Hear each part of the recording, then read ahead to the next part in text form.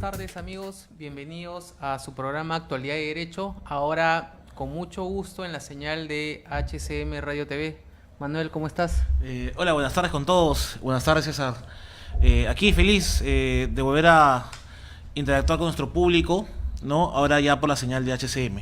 Sí, correcto. Bueno, Actualidad y Derecho es un proyecto, un programa que surge desde mayo de este año. Ahora estamos muy gustosos de estar en HCM Radio TV. Manuel y yo trabajamos juntos viendo temas corporativos y viendo temas de litigios.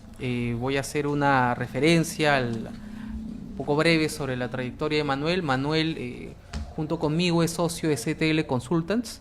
Manuel es abogado por la Universidad de San Martín de Porres, magíster en Finanzas y Derecho Corporativo por la Universidad de San, es catedrático en la Universidad Privada del Norte, en la Universidad César Vallejo y en la Universidad Privada Telesub, y cuenta con una experiencia muy amplia en Derecho Corporativo, Derecho Civil, Derecho Financiero, Derecho Administrativo, Derecho de la Competencia, Derecho del Consumidor, Derecho de la Propiedad Intelectual y Derecho Laboral, ¿no?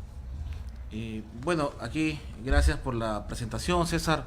El doctor César Medina es socio, dirige el área de litigios y arbitrajes en CTL Consultants, es también abogado por la Universidad San Martín de Porres, cuenta con una maestría en Derecho Procesal en la misma casa de estudios y además cuenta con amplia experiencia en Derecho Procesal Civil, en Derecho Civil, Derecho Procesal Constitucional, Derecho Constitucional, Administrativo, Derecho Ambiental y Arbitraje, y ha sido asociado del Estudio Muñiz y del Estudio Lazo de Romaña y Gaglufio Abogados, y ha sido asesor del Organismo de Evaluación y Fiscalización Ambiental, OEFA. Así que, bueno, gustosos de acompañarlos esta tarde, y a partir de este y todos los miércoles a las 6 de la tarde en la señal de HCM Radio TV. Sí, la mecánica va a ser tratar precisamente los temas que son objeto de nuestro programa, ¿no? Es conversar sobre temas de actualidad, temas que tengan que ver con lo que está pasando, ¿no?, en el país, ¿no? Temas de interés general como lo que está sucediendo en el Congreso, en el Poder Ejecutivo, en el Ministerio Público, en el Poder Judicial, y cuáles son los alcances jurídicos de las decisiones o de las confrontaciones que hay entre dichas instituciones, ¿no? Ya más adelante vamos a hablar, por ejemplo, de algo muy importante que tiene un interés general, como son las 4 reformas que serán sometidas a referéndum, y entre otras noticias de política a nivel nacional. En cuanto a los temas jurídicos, vamos a tratar sobre aspectos eminentemente prácticos, aspectos que tienen que ver mucho con el día de la gente, como por ejemplo la constitución de empresas, los negocios familiares, qué requisitos se necesitan para constituir una empresa, cuáles son los trámites que se tienen que iniciar ante diversas instituciones, por ejemplo, cómo sacar el RUC en la SUNAT, qué licencias y qué autorizaciones hay que pedir en las municipalidades, cuál es el tema si tenemos trabajadores en planilla, cuál debe ser el trato con SUNAFIL, con el Ministerio de Trabajo, qué coordinaciones se tienen que hacer con las notarías, qué es lo que hay que llevar a cabo, por ejemplo, con registros públicos, qué actos son trascendentales para la inscripción en registros públicos, qué actos pueden guardarse sin necesidad de inscribirse en el registro público, ¿no? La necesidad de tener pues ordenada la contabilidad, el libro de matrículas y en general todo lo que tiene que ver con el manejo de una empresa. Estamos enfocados en asesorarlos y asistirlos en los temas que tengan que ver con pequeña y media empresa, microempresa y medianas y grandes empresas en general, ¿no? Pero también, César, y gracias a tu experiencia vamos a ver algunos temas como desalojos, por ejemplo, cobranzas judiciales, extrajudiciales de deudas, lo que es la conciliación. Vamos a ver también de repente procesos de alimentos. Ya dependiendo de lo que interactúe y lo que pide el público, vamos a ir tratando diferentes temas que también tienen que ver con el día a día, ¿no? ¿Qué es una hipoteca? ¿Cómo se ejecuta una hipoteca? En fin, también vamos a ver de repente mecanismos legales de financiamiento, entre otras formas de emprender negocios, lo que es la fiscalización ambiental, lo que es la fiscalización laboral, etcétera, que tanto al microempresario, al empresario y al ciudadano de a pie le interesan. Sí, en efecto, ¿no? Y el día de hoy tenemos 2 temas. que obviamente no se van a agotar en el programa de hoy, ¿ya? Pero que es importante que empecemos a conversar sobre ellos. El día de hoy vamos a tratar la constitución de empresas, vamos a tener un enfoque especial en los requisitos para constituir una empresa y cómo tener un manejo adecuado de un negocio. Y por otro lado, vamos a comenzar con los temas también de desalojo, ¿no? Cuándo una persona puede demandar un desalojo, cuándo una persona puede ser demandada por un desalojo, cómo hay que protegerse en el caso de la celebración de contratos para evitar pues el uso indebido, ¿no? Y el desaprovechamiento, ¿no? en la defensa legal sobre estos temas, ¿no? Pueden ir participando en línea con relación al primer tema, ¿ya? El primer tema, que es el tema relativo a la constitución de empresas. Yo voy a ir haciéndole algunas preguntas a Manuel con relación a este asunto y pueden ingresar, y estamos en el Facebook, estamos ahorita en vivo para formular sus consultas. Entonces vamos a al primer corte, ¿no?, de nuestro programa y arrancamos, Manuel, luego el corte con todo el tema de constitución de empresas. Perfecto, César, nos vemos.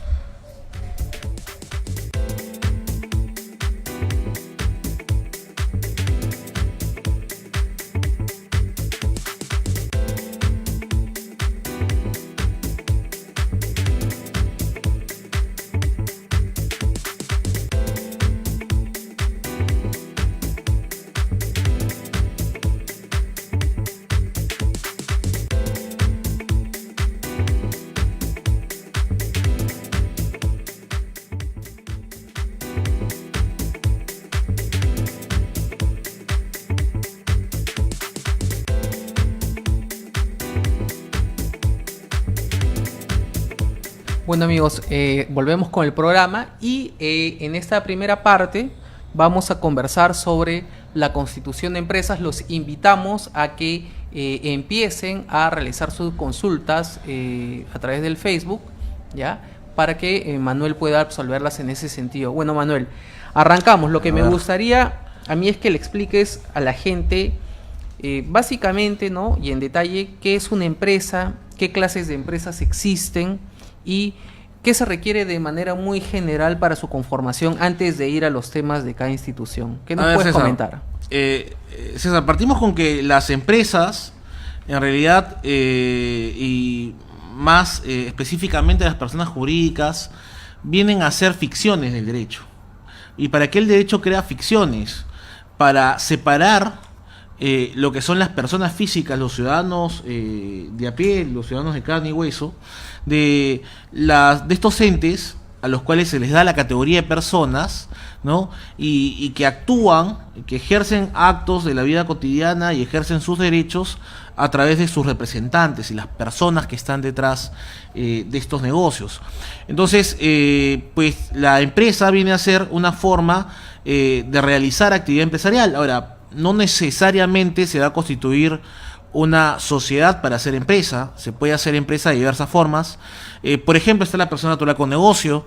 Una persona, un ciudadano de carne y hueso, puede confundir su patrimonio personal con el patrimonio de la empresa, puede acudir muy simplemente a SUNAT e iniciar un negocio solamente con una copia de su DNI y un recibo de servicios, pero la desventaja de realizar actividad económica bajo esta forma es que precisamente se confunde el patrimonio personal con el patrimonio del negocio. Correcto. ¿Y qué pasa con las deudas? Si es que el negocio arroja deudas más allá de lo que se haya invertido en la empresa, en el negocio, pues es la persona misma, la persona que conforma esta empresa, la que va a responder con todo su patrimonio. Es por eso que vemos a muchos microempresarios, pequeños empresarios, que tal vez por desconocimiento inician y también porque les puede parecer un poco pesado hacer un trámite, ¿no?, y constituir una sociedad o una IRL. Entonces deciden iniciar su negocio como persona natural y al final terminan involucrándose en las deudas de la empresa, y esto al final pues los puede llevar a la ruina familiar, a la ruina personal, y desincentiva algunas veces también los emprendimientos empresariales. Entonces lo más recomendable es que se realice actividad económica a través de una persona jurídica que guarde responsabilidad limitada, ya sea con una empresa individual de responsabilidad limitada, una sociedad anónima bajo sus tres modalidades, sobre todo las sociedades anónimas cerradas, y las sociedades anónimas para aquellos que quieren emprender un negocio, y la sociedad comercial de responsabilidad limitada, y en el caso de aquellas personas que realizan actividad vinculada a su ciencia, profesión u oficio, de repente constituir una sociedad civil de responsabilidad limitada, lo cual les permitiría acceder al concepto que nosotros los abogados lo entendemos de forma muy simple, pero de repente el ciudadano de pie no lo entiende, que es la responsabilidad limitada. El hecho de manejar un esquema, una empresa, bajo el esquema de la responsabilidad limitada, permite de que si es que las deudas del negocio van más allá de lo que se haya invertido en él, los socios no responden con su patrimonio personal sobre las deudas del negocio. Entonces, esto permite pues que uno pueda apostar y pueda incluso en situaciones riesgosas poder apostar una parte significativa de su patrimonio sin apostarlo todo, ¿no? Exacto, ¿no? En cambio, si uno trabaja como una persona natural con negocio, pues es como si te fueras al casino y jugaras un all-in, ¿no? Pusieras todas tus fichas en una sola jugada. Y eso es lo importante. Ahora, ¿cuáles son los pasos para seguir? En realidad, lo primero que necesita el empresario es voluntad. Voluntad de ser formal, voluntad de entender que la formalidad en el negocio, si bien es cierto, tiene ciertas cargas, también tiene ciertos beneficios, como por ejemplo de la responsabilidad limitada, como por ejemplo el acceder a un crédito. Hay muchos empresarios que por ser informales y por tener desconocimiento de que existen figuras que en realidad son convenientes, no acceden a un crédito, o el crédito les sale muy caro. ¿Por qué? Porque acceden a mecanismos incluso paralelos al sistema financiero, como estos prestamistas. Ya se está haciendo muy conocido. Hemos visto los reportajes de aquellos ciudadanos de origen colombiano que prestan dinero a una cantidad usurera de intereses, ¿no? Y que luego amenazan la vida de estos pequeños empresarios. Entonces, lo más recomendable es, amigos, iniciar un negocio de manera formal, inscribiendo una empresa, o sea, una empresa individual de responsabilidad limitada, si es que trabajas de forma individual, o una sociedad, si es que trabajas con una persona más o con un grupo de personas. Entonces es importante la formalidad porque finalmente se cumple esto de que lo barato sale caro, ¿no? Exacto, sí. Correcto. Entonces, Manuel, ¿qué pasa si el día de mañana pues nos busca una persona que tiene un capital con el cual quiere iniciar una empresa? ¿Qué le recomendarías? ¿Cuál es el trámite que tendría que iniciar en principio para constituir su empresa? A ver, lo primero ¿Cómo es lo podemos tener aconsejar? identificado un capital, un nombre que le quiera poner al negocio, ¿no? y que lo identifique, y que este nombre no sea utilizado por otra empresa, o que no guarde relación con una marca registrada o con el nombre de una institución pública.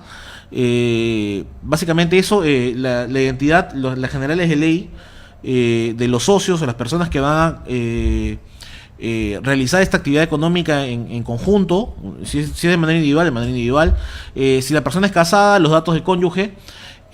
Ahora, respecto al capital, tú bien me hablas, hay muchas personas que vienen y me preguntan, Manuel, ¿se necesita un capital mínimo? En realidad no se necesita un capital mínimo para aportar a una empresa. Incluso podríamos apostar unos cuantos soles, ¿no? Y con unos cuantos soles constituir una sociedad. Incluso ni siquiera necesitarías dinero en efectivo. Se puede constituir una sociedad o una empresa individual de responsabilidad limitada aportando bienes. Con una casa. Como una casa, como un vehículo, como una laptop, como una impresora, ¿no? Como empezaron muchos. En realidad yo conozco muchos empresarios que sí empezaron con un par de computadoras y ahora manejan grandes negocios. Claro, y eso no es nada irregular ni es nada ilegal. No es nada ilegal. Solamente que mucha gente no tiene conocimiento de algo tan básico y precisamente por eso se necesita esa asesoría. Entonces, constituimos la empresa con dinero en efectivo, con bienes. Luego, ¿qué hacemos? Lo que tenemos que hacer es firmar una minuta. Esa minuta tiene que estar autorizada por abogado y se lleva a una notaría. Para que la notaría, en la función social que cumple el notario, lo que va a hacer es dar fe de que el documento de que los comparecientes son tales, ¿no? El notario lo que en realidad hace es dar fe y eleva esa minuta, ese documento que le han presentado a escritura pública, ¿no? En cuyo caso él lo va a transcribir en su legajo, en un legajo que él va a guardar de forma permanente y que incluso termina al final en el Archivo General de la Nación. Yo conozco empresas que se han constituido hace más de 50 años y para buscar sus antecedentes siempre recurro al Archivo General para sacarlos. Entonces, ese es el aspecto formal. Ahora, el notario envía a registros públicos la constitución de la empresa para que se inscriba en SUNARP, en el registro de personas jurídicas. Una vez que esté inscrita la sociedad, ya adquiere lo que se llama personería jurídica. O sea, ¿qué quiere decir eso? Que para el derecho, con todas sus implicancias, es considerada como una persona de carne y hueso. Ese es el estatus que el derecho le da a una persona jurídica, de tal manera que lo hace titular de derechos y de obligaciones. Por ejemplo, una de las obligaciones es registrarse en SUNAT, ¿no? Como contribuyente, porque ahora la persona jurídica una vez formada necesita de repente emitir comprobantes de pago. Y un paso previo a eso es obtener el registro único de contribuyentes, para lo cual ya una vez que tenemos la inscripción de la sociedad, vamos a SUNAT, precisamente a la persona a la que se le haya nombrado gerente general, va a tener toda la potestad, o algún apoderado con las potestades va a poder ir a recabar una ficha RUC en SUNAT, que es el DNI de la empresa, por así decirlo. Y lo que va a poder hacer es, bueno, una vez que recabe RUC va a poder iniciar ya la actividad económica, ¿no? Va a tener que legalizar sus libros contables, ¿no? Dependiendo del tamaño de la empresa, vamos a necesitar contabilidad básica, ¿no? Libro diario, diario mayor, libro de caja y bancos o un libro en formato simplificado, y también su libro de actas y su libro de matrícula de acciones. Con eso vamos a tener ya todo listo para iniciar nuestro negocio sin tener ningún problema, más allá de que ya luego a nivel municipal se haga algún trámite para obtener la autorización de funcionamiento, si es que tienen un local que atienda al público. Claro. Ahora, por ejemplo, se está dando mucho lo que es la venta por internet. Yo conozco muchos pequeños empresarios, de repente acá tenemos algún participante, algún radio oyente que decida vender sus bienes que importa. Ya hay pequeños importadores que venden por internet, no necesitan ni siquiera tener un local. Correcto. ¿No? Entonces, y el patrimonio que invierten es mínimo.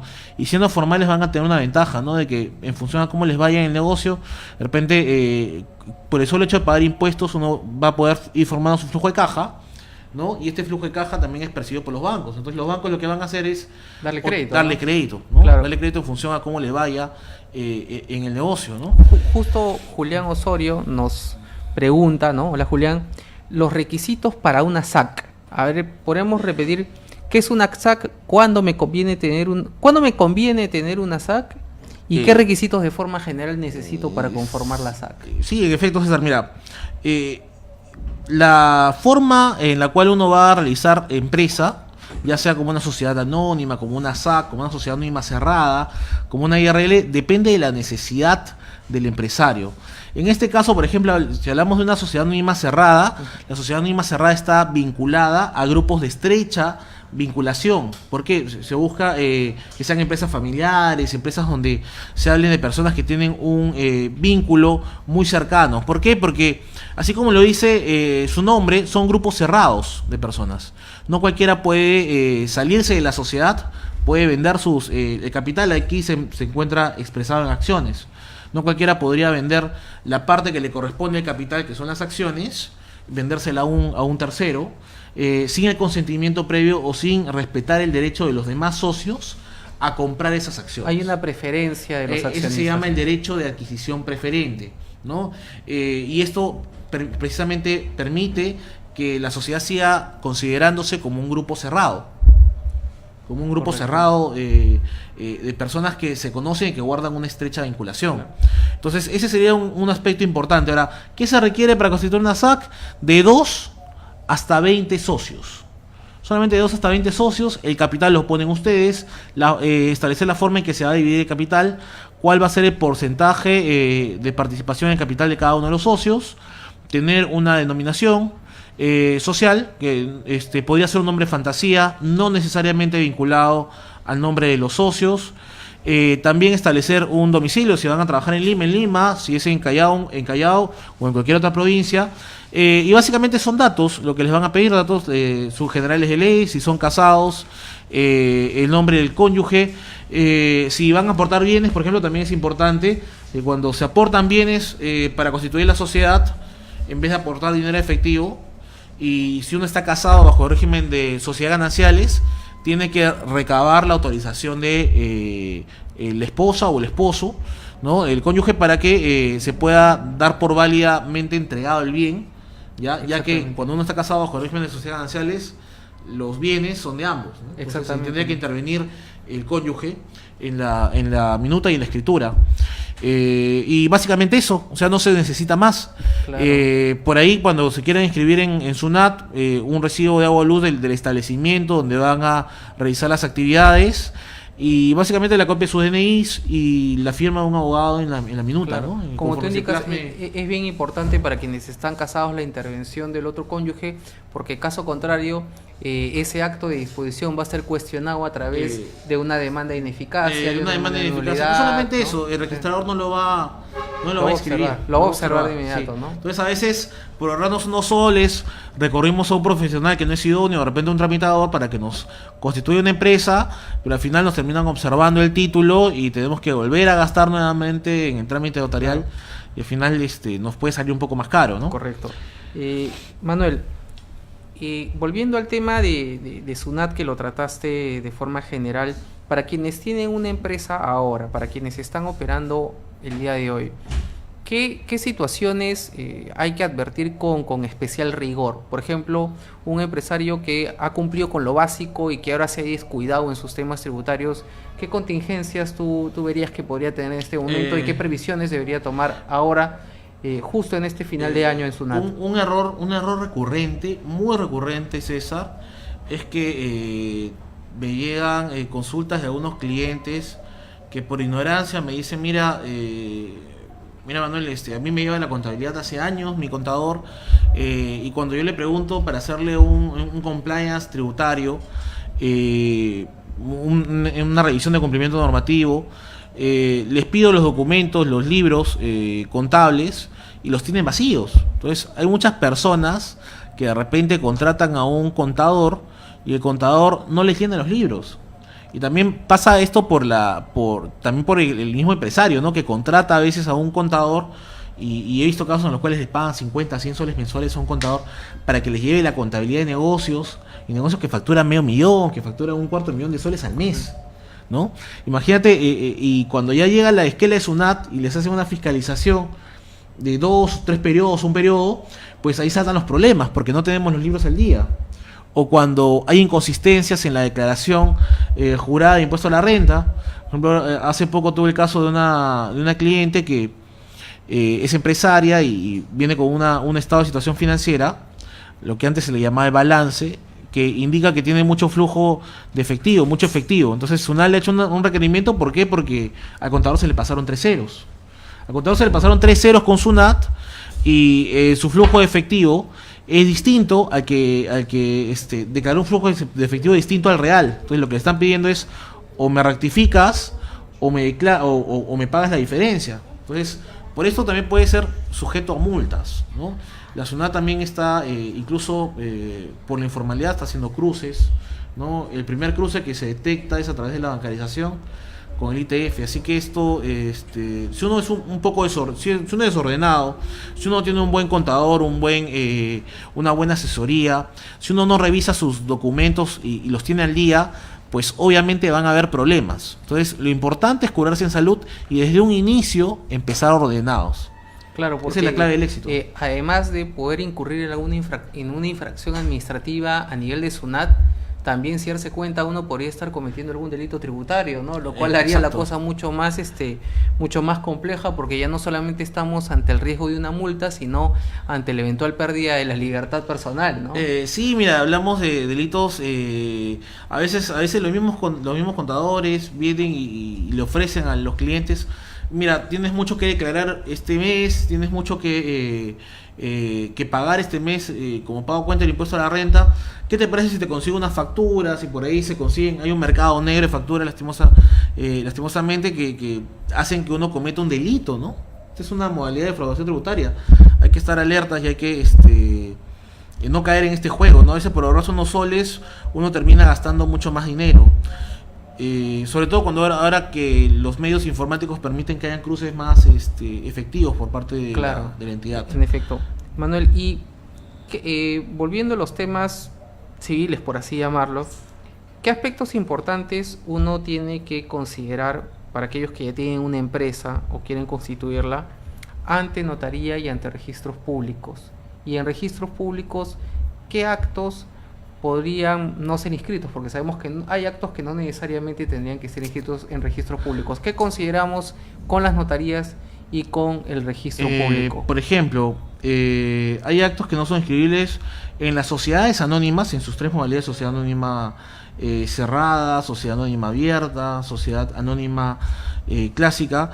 La transferencia de acciones no es un acto inscribible. Muchos socios vienen y me dicen: oye, yo no figuro por ningún lado en mi partida, en la partida de la empresa. Claro, yo se la compré al antiguo socio, al antiguo propietario, le compré las acciones, pero ya no figuro en la partida, figura el antiguo socio.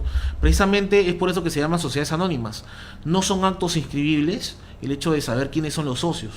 Lo que prima aquí es el elemento capital, el capital, o sea, y esos actos, esas transferencias de acciones figuran en el libro de matrícula de acciones, que siempre tiene que estar al día. Ahora, creo que estoy observando unas preguntas de Julián Osorio, ¿no? Sí, me indica que quisiera saber si es mejor una SAC o una empresa individual de responsabilidad limitada. Creo que está un poco perfilada la respuesta, pero te dejo para que... dependiendo, ¿no? Si es que tienes socios o si vas a actuar de forma unipersonal. Si vas a actuar de forma unipersonal, te convendría de repente una empresa individual de responsabilidad limitada. Pero la empresa individual de responsabilidad limitada tiene algunas limitaciones, por así decirlo. Por ejemplo, solamente pueden constituir una empresa individual de responsabilidad limitada las personas naturales. En cambio, las sociedades anónimas pueden ser personas jurídicas, también pueden ser accionistas, ¿no? Hay una gran diferencia. La EIRL está, la misma norma está dispuesta para pequeñas empresas.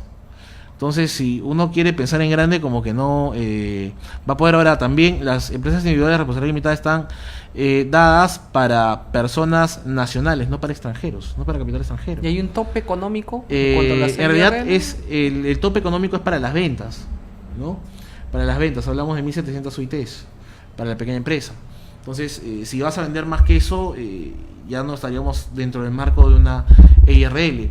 Ahora, ¿qué le conviene? ¿Más una SAC o una empresa individual de responsabilidad limitada? Veremos, ¿no? De repente, si es que piensas en un marco jurídico que de repente sea más adecuado a las circunstancias actuales, probablemente te recomendaría una SAC, una sociedad anónima cerrada. Pero también hay otras formas societarias a las cuales están perdiendo vigencia en el mercado, pero a las cuales yo le daría incluso más relevancia.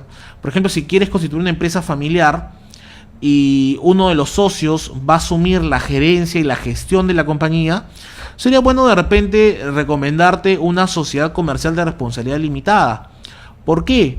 Porque la sociedad comercial de responsabilidad limitada tiene causales específicas de exclusión de un socio si es que comete mala gestión, comete algún acto doloso en contra de la sociedad, o de repente realiza competencia desleal, en el sentido de que realiza las mismas actividades o los mismos negocios que la empresa en paralelo, cosa que no tiene la sociedad anónima cerrada, ¿no? Entonces, de repente, si le vamos a dar toda la confianza a uno de los socios y por ahí la cosa se puede salir de control, uno podría tener una causal válida para poder excluir a ese socio que le cause un daño tanto a la sociedad como a los demás socios. Correcto, es importante tomar en cuenta eso porque como las empresas familiares se generan mucho sobre la base de la confianza, pero a veces los negocios distraen esa finalidad, la SCRL es una opción totalmente válida, sí, y que te blinda pues en situaciones de irregularidad. Ahora, Manuel, volviendo al tema, ¿qué es lo que yo necesitaría coordinar con la notaría, ¿no? ¿Y y cuál es la elección y qué factores debo tomar en cuenta? Porque la notaría es un factor fundamental. Con también. la notaría, básicamente, buscar una que cobre precios justos, ¿no? Hay notarías que te cobran desde 1.800, 2.000 soles por llevarte escritura pública el mismo documento que en otra notaría te cobran 250 soles. O sea, también depende de cuánto se quiera movilizar uno, ¿no? De repente una notaría en un lugar alejado de la ciudad cuesta menos que una ubicada en San Isidro, ¿no? Una ubicada en San Isidro te cobra un ojo de la cara. Y también lo que se tiene que tener en cuenta es, a ver, lo que va a hacer el notario o el personal que trabaja en la notaría va a ser revisar la minuta, ver que todo esté en orden, que se cumpla con los requisitos y le van a recibir el documento. Eso es lo que básicamente hace la notaría y al final lo elevan a escritura pública, ¿no? Correcto. Es el único trabajo y por el cual le van a cobrar en la notaría, ¿cierto? Correcto. Y Manuel, ¿qué podríamos hablar de forma general con relación a las precauciones que uno debe tener con las municipalidades y con el Ministerio de Trabajo? Pero para eso primero vamos a un corte y volvemos con la respuesta. Ok, encantado.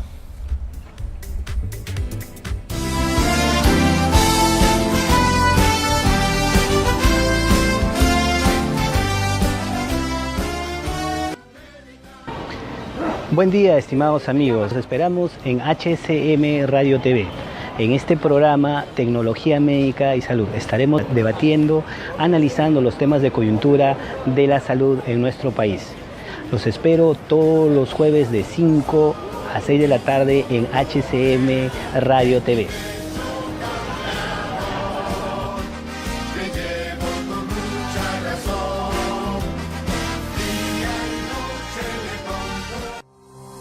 Hola amigos, soy Víctor Hugo Quijada para invitarlos a sintonizar todos los viernes a través de HCM Radio Televisión De Frente con la Verdad y compartir entrevistas sobre temas de gestión pública y coyuntura política. Los espero de 2 a 3 de la tarde en De Frente con la Verdad. Me gusta tu silencio.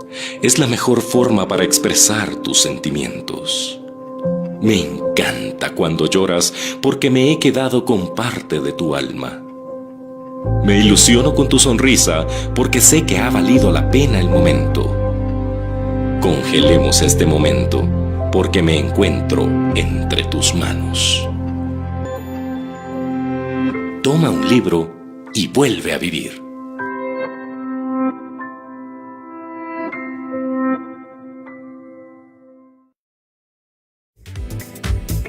Bueno amigos, regresamos.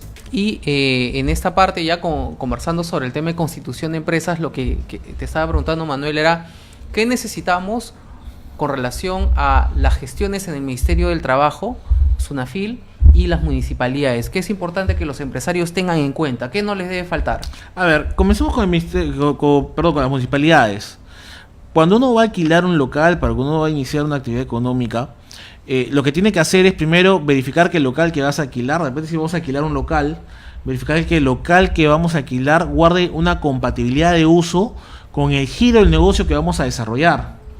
Porque por ejemplo, ¿qué pasa si uno quiere abrir una bodega, una tienda, ¿no? Una tienda de abarrotes, una tienda de calzado, y de repente el local que le están alquilando está en zona residencial, ¿no?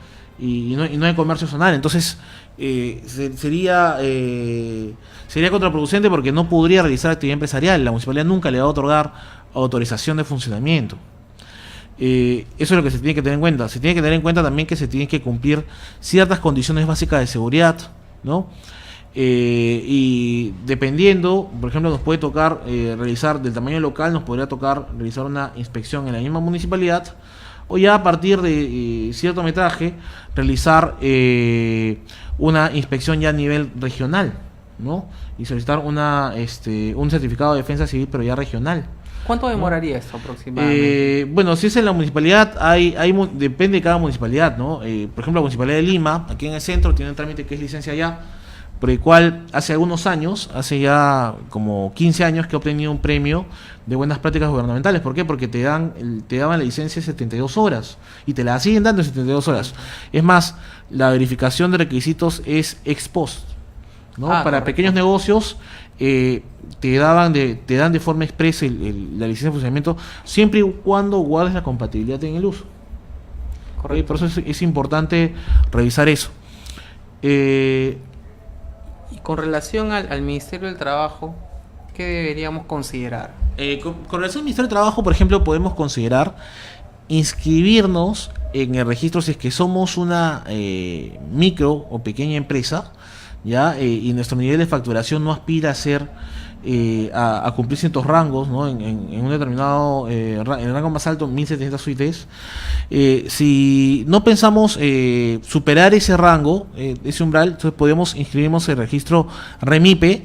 ¿Para qué? Para poder incorporar a nuestros trabajadores en este régimen MIPE, lo cual nos permite reducir nuestros costos laborales. Entonces, a veces también veo casos en los cuales tienen al trabajador fuera de planilla, pero lo que les hace falta a los empresarios es realizar una estructura de costos que al final, ya cuando uno saca la cuenta, es más beneficioso tener trabajador en planilla que tenerlo fuera de planilla.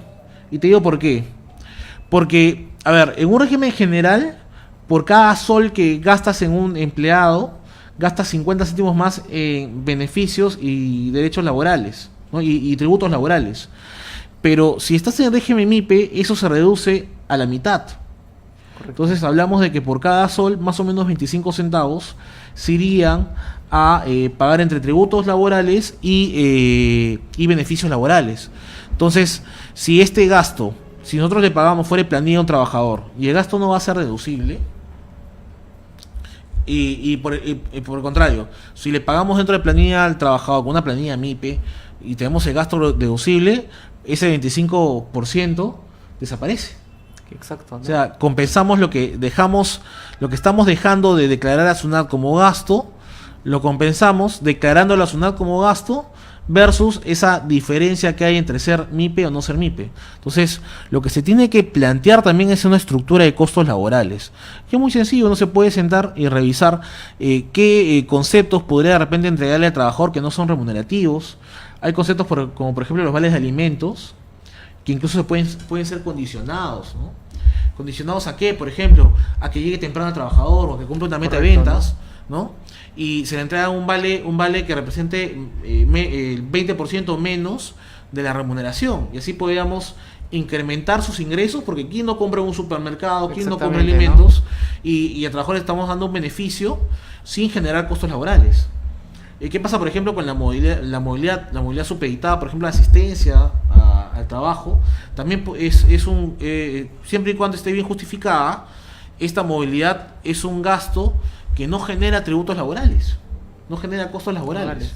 Entonces, así vamos a tener muchos conceptos no remunerativos que pueden ser entregados al trabajador, que pueden hacer que él se lleve un poquito más de ingresos al mes, pero que el empleador no tenga que tributar más, no tenga que pagar más de salud, ¿no? Incluso el empleado se le tenga que descontar ONP o AFP, ¿no? Lo cual es beneficioso. Correcto, Manuel. Bueno, Manuel, el tiempo se nos ha quedado corto, ¿no? Pero definitivamente vamos a seguir hablando de esto conforme avancen los programas. En el siguiente bloque ya vamos a hablar sobre el tema del desalojo. Así que amigos, espérenos, vamos a una pausa y ya volvemos.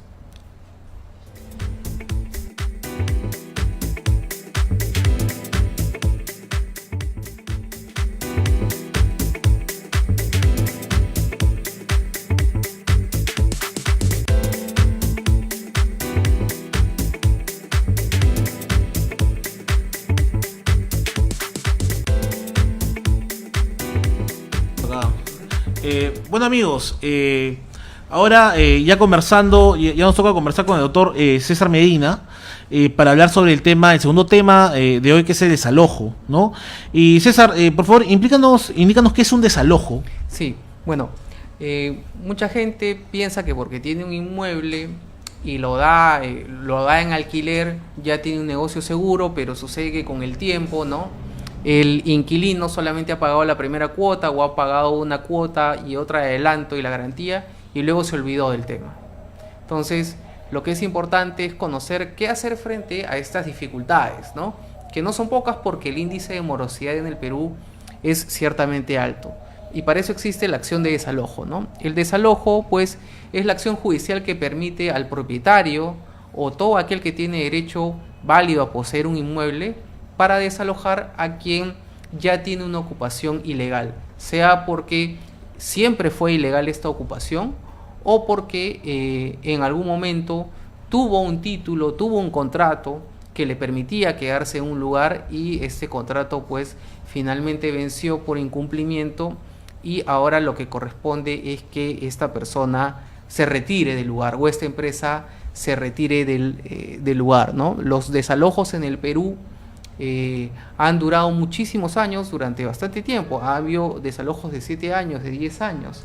Ahora, con algunas reformas, estos procesos se han acortado un poco a 4 y 6 años y hay una propuesta, hay un proyecto de reforma para reducir aún más el tiempo de estos procesos, porque terminan siendo casos eternos en los cuales, si tenemos a una persona que está mal asesorada y tiene un inmueble por el cual percibe una renta pequeña, si no tiene una asesoría judicial adecuada, el proceso le sale más caro que el solo hecho de cobrarle la renta al inquilino, ¿no? Exacto, ¿no? Y has tocado 2 puntos importantes. O sea, ¿quiénes pueden demandar y ser demandados en un desalojo? Y también la importancia en la redacción de los contratos. Ahora hay una cláusula de futuro allanamiento, por ejemplo, sí, ¿no? Y también se está hablando de que ahora se ha planteado incluso el hecho de que los procesos de desalojo ahora sean notariales. Por favor, damos algunos alcances en estos temas. Sí, ¿quiénes son los que pueden demandar quiénes son los que pueden demandar un desalojo? El desalojo lo puede demandar el propietario de un bien, el administrador de un bien o cualquiera que tenga un título con derecho sobre un determinado inmueble, sobre un departamento, sobre una tienda, sobre una casa, etcétera. ¿Y quiénes pueden ser demandados? Puede ser demandado el inquilino, el ocupante precario, que es una persona que no tiene título o que, habiendo tenido un título para poseer el inmueble, ese título ya se extinguió, ya se feneció. El subarrendatario, en el caso de que haya existido esta figura del subarrendamiento. El tema del título fenecido, o sea, si yo tengo un contrato de compra-venta de arrendamiento vigente, y venció el contrato de arrendamiento, supongamos que venció el 31 de octubre, ya no está vigente, yo tendría un título fenecido. Claro, pero para eso lo que yo tengo que hacer es requerirle notarialmente, ¿no?, al inquilino, haciéndole mención de que este contrato ya culminó y que él ahora tiene, pues, evidentemente, esta calidad de precario. La importancia en la redacción de los contratos es fundamental. ¿Para qué?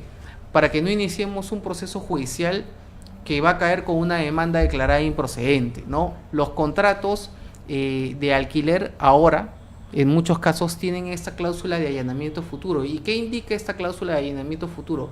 Que el inquilino señala que en caso de que no esté al día, en caso de que incumpla alguna de las obligaciones del contrato, el proceso judicial será inmediato y el lanzamiento será inmediato. Es decir, que en el marco del proceso judicial ya no se va a poder discutir tanto la validez o no del contrato, sino lo que se va a tener que discutir es si el inquilino está al día en su renta o si el contrato sigue vigente o no. Y sobre la base de eso, el juez tiene que tomar una decisión. Y esa decisión se tendrá que ejecutar finalmente cuando se proceda con el lanzamiento. Entonces, mucha gente que viene a preguntarme sobre el tema del lanzamiento es: ¿qué pasa si yo tengo un inquilino al que yo he demandado y mete en su casa a toda su familia, a una asociación, ¿no?, a 10 o 15 personas? Lo que debe tomar en cuenta esta persona es que conforme a la norma sanciona al inquilino de mala fe, al ocupante de mala fe, y cuando uno gana el proceso, el lanzamiento, es decir, el efectivo recupero del bien, se entiende contra todos los que estén en ese momento. Yo me acuerdo que en un caso que vi hace poco, uno de los inquilinos había subarrendado ilegalmente, porque no tenía autorización para eso, había subarrendado ilegalmente una parte del inmueble a una asociación. Y cuando fuimos a realizar el desalojo, la asociación tuvo que ser retirada, porque ya no era obligación del dueño verificar los alcances de ese subarrendamiento, porque ese subarrendamiento era ilegal y no lo había dado quien es el llamado a ley para celebrar el contrato de arrendamiento. Tú celebras un contrato de arrendamiento con el dueño de un inmueble y el subarrendamiento con el inquilino si es que tiene autorización. Entonces, como quiera que fuere, todas esas personas fueron engañadas por un inquilino malicioso, y lo que corresponderá es que estas personas le pidan una indemnización por los daños y perjuicios. Y es que el arrendamiento tiene que ser respetado siempre y cuando sea un arrendamiento válido y este arrendamiento se encuentre inscrito en registros públicos y yo tengo que respetar el plazo, así le esté comprando al dueño, ¿no? Entonces es bien importante tomar en cuenta cuál es el tipo de redacción que se pone en los contratos, ¿no? Y es importante, por ejemplo, si una empresa alquila un inmueble para realizar actividad económica, ¿no? Y cuando uno invierte en estos negocios, pues gasta una cantidad considerable de dinero de repente en refaccionar el bien o en adecuar el bien a las necesidades, y de repente celebra un contrato de 5, 6 años, 7 años, con la condición de, oye, voy a refaccionar el bien. Pero ¿qué pasa durante estos años? Pues se inscribe una nueva compra-venta, viene el nuevo propietario y dice, bueno, pasaron 2 años y dice, desaloje, señores, porque soy el nuevo propietario y yo no quiero que sigan ustedes siendo los arrendatarios, y los quiere desalojar, ¿no? Y los empresarios no tienen la forma de decirle, bueno, ¿sabe qué? Yo celebré un contrato, un acuerdo de palabra, ¿no? O incluso por escrito, por el cual yo me he comprometido a realizar ciertas refacciones en el inmueble, pero con la condición de que este contrato sea a largo plazo. Entonces hay una forma de poder salvaguardar el derecho de estas personas que invierten en el inmueble o que celebran contratos de arrendamiento de largo plazo, para que este plazo sea respetado.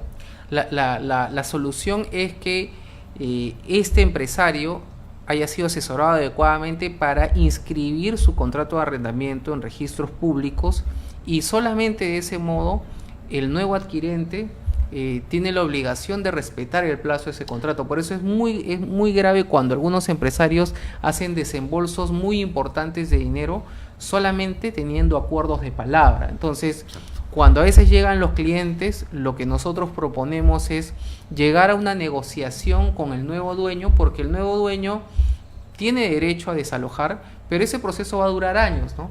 Entonces es mejor llegar a un acuerdo para evitar costos altos en cuanto a los procesos judiciales, y que se permita un retiro ordenado, o incluso poder negociar la adquisición del bien, o poder ocupar partes del bien por un determinado periodo, mientras el empresario que se ha visto afectado va pues encontrando otro inmueble donde desarrollar su actividad o donde complementar la misma, ¿no? Nosotros lo que intentamos siempre es poner en claro de que la acción judicial es muy importante y tiene un efecto muy fuerte, pero también algo que tiene un efecto muy fuerte porque economiza costos son las negociaciones, ¿no? Si podemos llegar a un acuerdo en 2 o 3 o un mes de negociación, eso es mucho mejor que estar 5 o 6 años en un litigio, ¿no? Es La máxima de la calle, ¿no? Claro. De ciudadano a pie, mejor un mal arreglo que un buen juicio. Exactamente, ¿no? Porque el buen juicio puede tener la sentencia colgada, ¿no? Y ya pasaron 10 años y no hay recuperado. Y es importante, inmueble, ¿no? César, contar con asesoría legal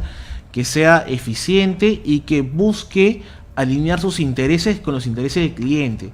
Porque muchos abogados, lastimosamente, me ha tocado ver esos casos en los cuales algunos de nuestros colegas, César, pues lo que quieren es alargar los procesos para que se les siga pagando una renta mensual mientras dure el proceso, pero al final lo que hacen es ir en contra de los intereses del cliente, porque el cliente lo que quiere es que el proceso termine, pero el abogado que cobra mensualmente una renta fija, un costo fijo mientras dure el proceso, pues no va a querer que el proceso termine, porque al final están afectando su bolsillo, están afectando sus ingresos. Ahí falta una falta de honestidad profesional tremenda, ¿no? Porque lo que uno necesita como cliente es que su abogado no solamente tenga un conocimiento sobre el tema legal, sino también sobre el negocio, ¿no? Exacto. Entonces no hay que desangrar al empresario, al contrario, hay que ayudarlo, hay que fomentar su actividad, porque eso va a incidir finalmente en el beneficio de todos los que trabajen con él, ¿no? Exacto. Mira, César, háblanos un poco sobre el pleno casatorio que se ha dado en la Corte Suprema, que es una resolución de la Corte Suprema que tiene alcance general sobre el desalojo, y háblanos sobre un caso que nos interesa también o que hemos visto todos los peruanos, tal vez algunos un poco de lejos, otros un poco de cerca, que es el caso de el señor Norberto Solano, asistente de Ricardo Gareca en la selección peruana, ¿no? Sí. Un jugador peruano muy querido por todos. Sí. Empiezo con el caso Solano, ¿no? El caso Solano es un caso que realmente merece ser objeto de estudio por lo siguiente, ¿no? El señor Solano ya culminando prácticamente la eliminatoria del Mundial de Brasil, mira cuántos años han pasado, el Mundial de Brasil fue hace 4 años, ¿ya? Decide comprar un inmueble y se pone de acuerdo con el vendedor y el precio iba a ser más o menos $500,000. Y lo que se acuerda es lo siguiente, ¿no? Realizar este pago en 2 armadas. Una, la firma de la minuta, a la firma del contrato, y el siguiente pago, el saldo, cuando estén en la notaría por firmar la escritura pública. Entonces, lo que se establece es que se realiza el primer pago, todos contentos, y al momento de tener que ir a la notaría para firmar la escritura pública y que el señor Solano efectúe el segundo abono y con eso ya concretar la compraventa, el señor Solano da largas, ¿no? Elude el cumplimiento de la obligación y el vendedor se cansa. El vendedor se cansa y le requiere notarialmente el cumplimiento de la obligación, y ante la ausencia de ese cumplimiento, él señala de que se resolvió el contrato. Ahora, algo bien interesante, ¿ya? Porque esto tiene que ver mucho con la visión anacrónica, ¿no? La visión arcaica que puede haber sobre la justicia. ¿Y por qué lo digo? Porque lo que hace el notificador de la notaría es acudir a la casa del señor Solano, al inmueble que había señalado como domicilio, y quiere dejar la carta, pero él indica de que no puede dejar la carta porque hay una persona que le indica que ahí no vive el señor Solano. Entonces, ¿qué es lo que hace el notificador? Es regresa a la notaría y le explica al notario que no ha podido dejar la carta. Y el notario deja constancia de esa situación y se lo devuelve al vendedor. Y el vendedor, ante esa notificación, continúa con la conciliación extrajudicial. O sea, hubo un error en la notificación porque no lo dejaron bajo puerta. O sea, no es que haya habido formalmente un error, sino de que se intentó dejar la notificación, pero hubo una persona que señaló que no se podía dejar acá porque el señor Solano no vivía. Entonces, la carta con la certificación notarial indicando esta situación es entregada por el notario al vendedor. El vendedor va al proceso de conciliación extrajudicial, donde se dejan las citaciones en el mismo domicilio, y el señor Solano sí va a las conciliaciones, pero no llega a un acuerdo. Y luego de eso, ante la falta de acuerdo, lo que corresponde, lo que hace el vendedor es interponer la demanda e iniciar el proceso judicial. ¿Y cuál fue la discusión central? ¿Cuál fue el argumento de defensa del señor Solano? Es la carta a través de la cual me informan que se ha resuelto el contrato, no me llegó. Entonces, tan simple como eso. Y sorprendentemente, en la primera instancia, se le da la razón al señor Solano y se declara infundada la demanda y se dice no, nosotros estamos regidos bajo una visión del derecho en la cual esta persona tiene que tomar conocimiento efectivo de la resolución del contrato, porque aparte lo que se invocó fue una resolución de contrato prevista en una cláusula. El contrato señalaba expresamente que el contrato se resolvía si es que no se cumplía con el pago de esa armada. Es una resolución expresa, prevista con una cláusula conforme al Código Civil. Y ante un pronunciamiento de este tipo, el vendedor interpone el recurso de apelación y en segunda instancia la sala revoca el pronunciamiento y le da la razón al vendedor. Y dice, no, acá no podemos ser extremos. ¿Por qué? Porque la obligación en la notificación de la notaría es tratar de llegar, y si hay algún impedimento, pues no se va a dejar la carta por la fuerza, pues es imposible, o sea, no hay lógica que resista una situación en contrario. Y además, como quiera que fuere, el señor Solano tomó conocimiento de que le estaban resolviendo el contrato en la conciliación, porque fue, y al momento de que fue notificado con la demanda. De que habría, entonces, de alguna forma tomó conocimiento de la situación. Entonces, ¿qué hacen los abogados del señor Solano? Los abogados del señor Solano interponen el recurso de casación y esto llega a la Corte Suprema. Y aquí lo curioso es que la Corte Suprema, no sé, yo supongo que el señor Solano habrá ido a hablar con los jueces supremos acompañado del técnico Areca, no sé, porque cambiaron el criterio de la sala y dijeron no, debe ser declarado fundado el recurso de casación del señor Solano, porque en efecto no le llegó la notificación en físico, ¿no? Entonces, este pronunciamiento desnaturaliza, pues, es un pronunciamiento nefasto, es un pronunciamiento preocupante, es un pronunciamiento que debe llamar la atención y que en el siguiente caso que llega a la Corte Suprema debe ser variado de inmediato. No es un precedente vinculante, no es un pleno casatorio, pero es una sentencia que preocupa, porque los costos en los que van a tener que incurrir los notarios y todas las personas que dejan una carta... Bueno, al final el costo del notario es trasladado a la persona cliente, que envía, al cliente. exactamente, ¿no? Entonces, lo que tenemos que hacer es mirar las normas civiles que regulan de que acá no tenemos que verificar de que en efecto llegue a la mano la carta, sino de que el notario haya hecho todas las gestiones, haya sido lo suficientemente diligente para intentar dejar la comunicación en el domicilio, y bajo esas reglas es que se tiene que actuar, ¿no? Esperamos, si es que no llega a la Suprema, esperamos nosotros tomar un caso en ese sentido para modificar este criterio nefasto. Y por último, el tema del pleno casatorio, que es un tema que preocupa. El cuarto pleno casatorio fue un pleno casatorio sobre desalojo, y este pleno casatorio sobre desalojo, ¿qué resolvió? Lo que nosotros conocemos es que hay desalojos que solamente se conocen en dos instancias: en el juzgado de paz letrado del distrito donde quede el inmueble, ¿ya? Y en apelación ante un juzgado especializado en lo civil. Hay otros temas que por su cuantía, ¿ya? Claro. O por no tener cuantía, son conocidas en primera instancia por un juzgado civil. La apelación va a una sala donde hay 3 magistrados, y si hay casación va a la Corte Suprema. Es decir, hay pues 2 instancias y la Corte Suprema para conocer el caso, pero eso se atiende a la cuantía o cuando no hay un monto. En cambio, en los casos pequeños, en los casos donde las cuantías son bajas, tenemos 2 instancias. ¿Qué ha resuelto este pleno casatorio? Que, como se entiende, se debe entender como que no hay cuantía en todos los casos de precario. Y precario es todo aquel al cual le resuelven el contrato. Por ejemplo, si nosotros teníamos un contrato de alquiler en el cual tú me pagabas 350 soles o 400 soles al mes por la tienda o por un cuarto, okay, si yo te resuelvo el contrato, te convierto en precario e inmediatamente el tema ya no tiene cuantía y tiene que ir a un juzgado especializado, con lo cual tiene que ir a primera instancia, a segunda instancia y a la Corte Suprema. Y lo que hay es un total desconocimiento, pues, de lo que es un caso con cuantía y un caso sin cuantía, porque como quiera que fuere, la regla que hay que tomar en cuenta es cuál era la renta que tú me estabas pagando y en función a eso calcular. Entonces, la persona que estaba alquilando esto a 300 soles o 200 soles se ve totalmente desincentivado de iniciar un proceso judicial, ¿no? Y lo que tiene que hacerse es llegar a una negociación, ¿no?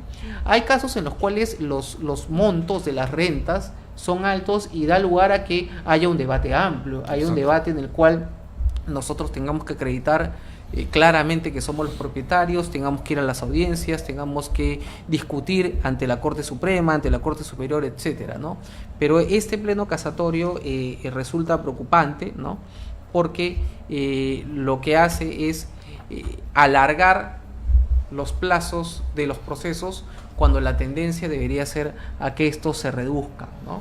Entonces es muy importante que la gente que nos está viendo tome en cuenta que desde el momento en que ustedes le resuelven el contrato a un inquilino, se están sometiendo inmediatamente a un futuro proceso donde habrá un juzgado especializado, una corte con 3 jueces y finalmente una discusión en la Corte Suprema. Conocer esto es fundamental, porque si ustedes son asesorados por un abogado que le dice que el caso solamente se va a conocer en 2 instancias, bueno, habrán tramitado 4 o 3 años de litigio en vano, y lo que tendrán que hacer es iniciar un nuevo proceso con los costos en tiempo y en dinero que eso a lo cual pues eso implica. Entonces hay que en los temas de arrendamiento hay que ser muy cuidadoso, hay que asesorarse muy bien, hay que leer muy bien el contrato, ¿ya? Hay que saber si el contrato de arrendamiento ante algún tipo de conflicto va a ir a un arbitraje o no está previsto un arbitraje. Hay gente que pacta un arbitraje por inmuebles cuya renta es mínima, ¿no? Entonces el arbitraje termina siendo muy caro. En cambio, si hablamos de un complejo comercial, de un inmueble interesante, salvo es que sea mejor del irse a un arbitraje arbitraje, de ¿no? Arbitra Perú, ¿no? Del Ministerio de Justicia. Claro. Salvo ese caso, Exactamente, sería ¿no? un arbitraje muy caro, ¿no? Exactamente, ¿no? O si se trata de un inmueble muy grande, un inmueble considerable, un inmueble que tiene una renta importante, las partes podrían asumir costos fuertes que hagan de que un arbitraje obviamente dure menos tiempo que un proceso judicial, que precisamente ese es Y el que implique beneficio, una mayor ¿no? un mayor beneficio económico en función al resultado rápido del proceso. Exactamente, ¿no? Por eso es fundamental que la gente tome en cuenta cuáles son las consideraciones que hay que tomar en cuenta cuando se celebran contratos de arrendamiento o cuando uno de buena fe piensa de que puede ocupar un inmueble porque, por ejemplo, ¿no? Si hay una copropiedad, es decir, si hay un inmueble, si hay una casa, si hay un departamento en donde hay varios propietarios, varios familiares, ¿no? Piensan que solamente hay que celebrar el contrato con uno. No, se necesita unanimidad, es decir, que todos estén de acuerdo. Si yo he celebrado un contrato solamente con uno, ¿qué puedo hacer? Esperar que los demás ratifiquen firmándome un documento o a través de su conducta en el tiempo, o sea, una ratificación expresa o tácita. Pero hay que regularizar esa situación. La ratificación es una convalidación del acto realizado. Exactamente, pero por eso hay No que tener en cuenta ese dato, porque si no, nos desalojan al día siguiente, Exacto. ¿no? Entonces, bueno, César, el tema es amplio, el tema da para más. Bueno, ya el tiempo nos quedó corto. Estamos cerrando el programa. Agradecemos la participación de todos los que nos han enviado consultas. Ya, saludos a la señora Berta Rosario González, ¿no? Mi madre que está viendo este programa, al doctor Jarek Tello Godoy, que está haciendo unos comentarios, ¿no? Es un amigo común, ¿no? Gracias a todos los que han hecho los comentarios, los que están participando y los que han hecho sus preguntas, y los esperamos el próximo miércoles a las 6 de la tarde, ¿no? De 6 a 7, en este su programa Actualidad y Derecho. muchas gracias, amigos. Nos vemos la próxima semana. Que estén bien.